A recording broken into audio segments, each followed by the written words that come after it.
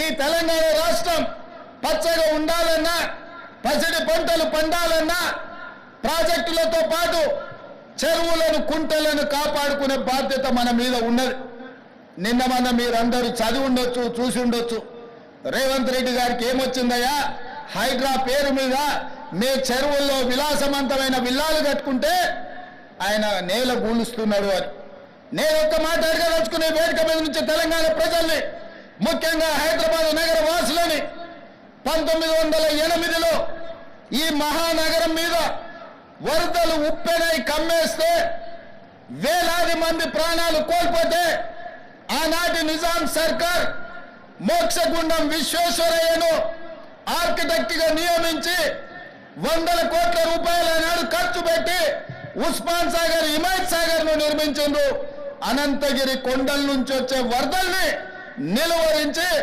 నిలువరించిన నీళ్లను ఈ మహానగరానికి తాగునీటి వసతులుగా ఏర్పాటు చేసింది. ఒకనాడు ఎక్కడి నుంచి హైదరాబాద్ నగరానికి తాగునీళ్ళు వచ్చేది కాదు. ఉస్మాన్ సాగర్, హిమాయత్ సాగర్ నుంచే లక్షలాది మంది హైదరాబాద్ బిడ్డలకు తాగడానికి నీళ్లు ఇచ్చారు. హైదరాబాద్ దాహార్తిని తీర్చిన ప్రాజెక్టులు గండిపేట, హిమాయత్ సాగర్. ఇలాంటి ప్రాజెక్టుల చుట్టూతా బాగా సంపాదించుకున్న వాళ్ళు, ఆగర్భ శ్రీమంతులు ఫామ్ హౌజులు కట్టుకున్నారు. వాళ్ళు ఫామ్ హౌజులు కట్టుకుంటే మనకు అభ్యంతరం లేదు, వాళ్ళు సంతోషంగా ఉండడమే మనకు కావాల్సింది. కానీ ఆ ఫామ్ హౌజులలో ఉన్న డ్రైనేజ్ కనెక్షన్ లేదు. వాళ్ళ డ్రైనేజ్ తీసుకొచ్చి గండిపేట నీళ్ళలో కలిపిండ్రు. వాళ్ళు వాడిన డ్రైనేజ్ నీళ్లు గండిపేట నీళ్ళలో కలిస్తే ఆ నీళ్లు తాగడానికి నగరానికి ఇస్తున్నాం. నేను అడుగుతున్న మిత్రులారా, ఇవాళ మీరు చెప్పండి, ఎవరో బలిసినోడు కట్టుకున్న ఫామ్ హౌస్ డ్రైనేజ్ నీళ్లు గండిపేట తాగు నీళ్ళలో కలుస్తుంటే ఆ నీళ్ళని నగర ప్రజలకు తాగడానికి ఇస్తే ముఖ్యమంత్రిగా నేను వైఫల్యం చెందినట్టు కాదా? ఒక్కసారి ఆలోచన చెయ్యండి. భవిష్యత్ తరాలకు అందించాల్సిన బాధ్యత చెరువులు, కుంటలు, నాలాలను ఎవరెవరో ఆక్రమించుకుంటే వాళ్ళ ఆక్రమణలో చెరబడితే ఇవాళ నగరం మీద ఉప్పెనై వరదలు వస్తున్నాయి. ఆ వరదలు ఎక్కడికి వెళ్తున్నాయి? బస్తీలో ఉన్న పేదోళ్ళ ఇళ్లకు పోతున్నాయి.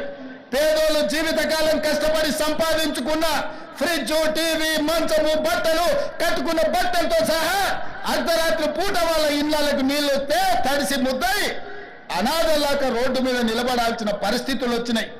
మున్నేరు వాగు పక్కన ఖమ్మంలో అయినా, వరంగల్ జిల్లాలో అయినా, హైదరాబాద్ నగరంలో అయినా, కృష్ణానది ఒడ్డున మునిగే ప్రాంతాలైనా దుర్మార్గులు ఆక్రమించుకున్న చెరువుల వల్లనే ఇవాళ వరదలు వస్తున్నాయి.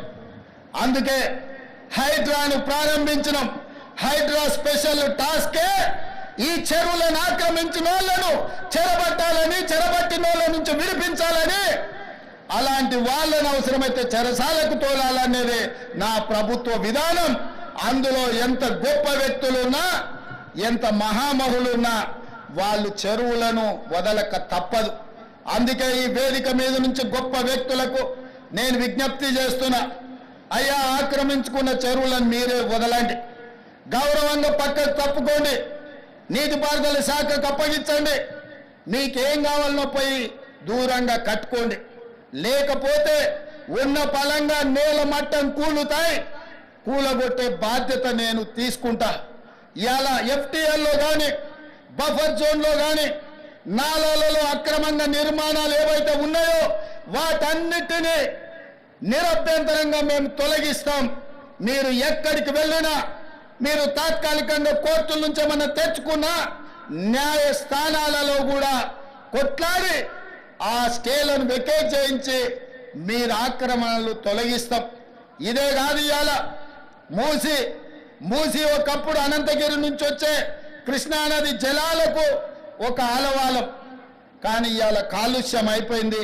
ఇవాళ మన బతుకులను చిందరబందర చేస్తున్నాయి. నల్గొండ జిల్లా రైతులు ఇవాళ ఏడుస్తున్నారు. హైదరాబాదు నగరంలో నుంచి వచ్చిన కాలుష్యం నల్గొండ ప్రజలకు చేరుతుంది. అక్కడ పంటలు కూడా విషమయమైపోయినాయి. మా కోమటిరెడ్డి వెంకటరెడ్డి గారు పదే నా దృష్టికి తీసుకొచ్చి నల్గొండకు వస్తున్న కాలుష్యాన్ని నియంత్రించండి, మూసిని ప్రక్షాళన చెయ్యండి అని. అందుకే కేంద్ర ప్రభుత్వ సహకారంతో మూసీ ఆక్రమణలు తొలగించి మూసీని ప్రక్షాళన చేసి ఒక అద్భుతమైన మూసీ రివర్ డెవలప్మెంట్ ఫ్రంట్ ను అభివృద్ధి చేసి పేదవాళ్ళకు అక్కడ వ్యాపారాలు చేసుకోవడానికి అవసరమైన అవకాశాలు కల్పిస్తాం. మరి ఇవాళ మూసీ పరివాహక ప్రాంతంలో పేదలు ఆక్రమించుకొని ఉన్నారు. జిల్లాల నుంచి వచ్చి ఇల్లు కట్టుకొని ఉన్నారు.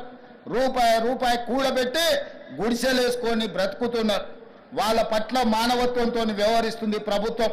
మూసీ నాలలో ఉన్న శాశ్వత నివాసదారులు ఎవరైతే ఉన్నారో వాళ్ళందరికీ డబుల్ బెడ్రూమ్ ఇల్లు ఇచ్చే బాధ్యత ఈ రాష్ట్ర ప్రభుత్వం తీసుకుంటుంది.